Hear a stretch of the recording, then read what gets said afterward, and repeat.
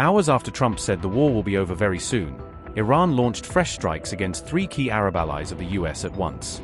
After the IRGC declared that we will decide when this war ends, Tehran followed through with a major barrage on Saudi Arabia, the UAE, and Kuwait.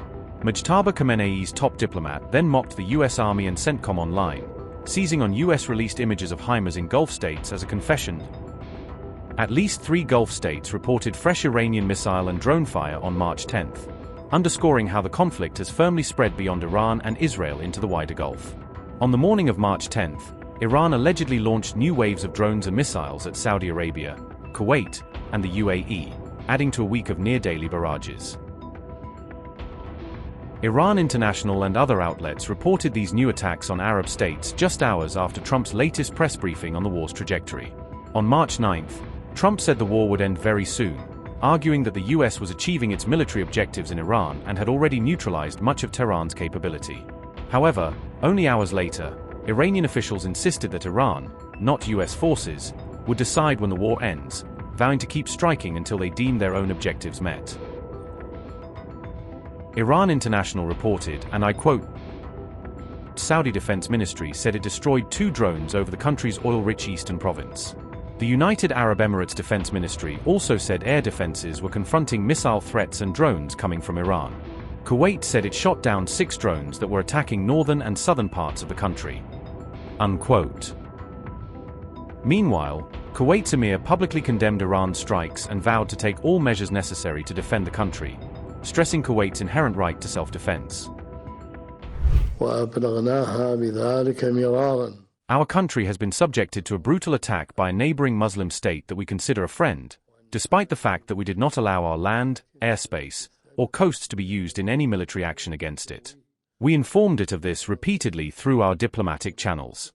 These wrongful allegations that targeted Kuwait's airspace, territory, civilian facilities, and infrastructure, and resulted in the martyrdom of members of our armed forces and an innocent child, as well as the deaths of several nationals of friendly countries, in addition to injuries among citizens and residents, constitute a blatant violation of international norms and conventions and a flagrant assault on Kuwait's sovereignty, security, and stability. Such actions bring nothing but destruction and the intimidation of innocent people, standing in complete contradiction to the principles of good neighborliness and representing a violation of international law and the Charter of the United Nations. We will not allow any state whatsoever to undermine our security or stability. We call on the international community to assume its responsibilities in condemning this sinful aggression and to take decisive positions that ensure respect for international laws and conventions, reinforce international peace and security, and prevent the recurrence of such violations. We also affirm that the attacks targeting our brotherly countries are attacks on the security of our entire region and a direct threat to its stability and peace. The security of the states of the Gulf Cooperation Council is indivisible, and any violation of the sovereignty of any of its member states is a violation of our collective security.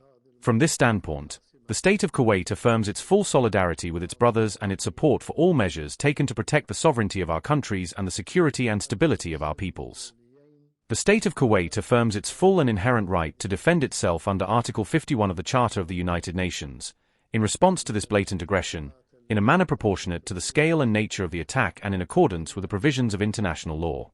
Kuwait will take all necessary measures to protect its territory, its people, and the residents living within it, in a way that ensures the preservation of its sovereignty, security, and stability. My sisters and brothers, the daughters and sons of my dear nation, the state of Kuwait, by the grace of God and through your awareness and unity, is capable of overcoming all challenges.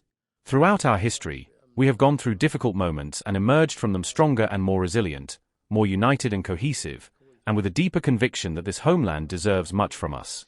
Today, as we witness a period of regional tensions and the unjust attacks that have taken place, my confidence in you to overcome their repercussions is boundless, and my trust in our national institutions to fulfill their responsibilities remains firm. Despite what we are witnessing today, our duty is to continue working with faith that tomorrow will be better. Crises, no matter how long they last, do not endure. History has taught us that wisdom prevails, and that the peoples who stand united in the face of crises are the ones who shape their present and future through their own will. The latest strikes in the Gulf coincided with Iran accusing the US of using Arab soil and bases to launch attacks on Iranian territory, warning that host countries share responsibility for those strikes. Iran's foreign minister on March 9th reshared a graphic and images originally posted by US Central Command, using Washington's own visuals to bolster his claim. The CENTCOM material purportedly showed HIMARS rocket systems deployed in neighboring Gulf states and oriented toward Iran, which Tehran framed as proof that US forces are launching short-range strikes from Arab territory. Abbas Araqchi said, and I quote, "Thank you CENTCOM for admitting that you are using our neighbors' territory to deploy HIMARS systems against our people, apparently including a desalination plant. Nobody should complain if our powerful missiles destroy these systems wherever they are in retribution." Unquote. In parallel, Iran's top diplomat has ruled out any negotiations with the US after the February 28 strikes, saying Tehran will not talk while it is under active attack. I think that is a correct evaluation. It shows that the continuity and some sort of stability at the same time. And since his selection, has he or anyone in your leadership had any contact with U.S. officials? Is that something that he is open to talk about negotiations or a ceasefire? Well, first of all, it's too soon, for him to make any comment. We are all waiting for his speeches and comments, which would come later on. But I don't think the question of talking with Americans or negotiation with Americans once again would be on the table, because we have a very bitter experience of talking with Americans after 3 rounds of negotiation, and after the American team in the negotiation said itself that we made a big progress, still they decided to attack us. So I don't think talking with Americans anymore. Well, this is not our fault. This is not our plan. The oil production, the transportation of oil has been slowed down or stopped, not because of us, because of the attacks and aggression made by Israelis and Americans against us.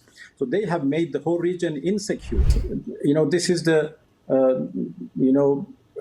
result of the aggression by Israelis and Americans, which has made the whole region insecure, unstable, and the consequences are huge for not only us, but for the whole region, and now for the international community. Well, actually, this is a war imposed on us, and what we are doing is only defending ourselves. We are facing an act of aggression, which is absolutely illegal, and what we are doing is the act of self-defense, which is legal and legitimate. So this is the consequence of the U.S. aggression against us. We are not responsible for that.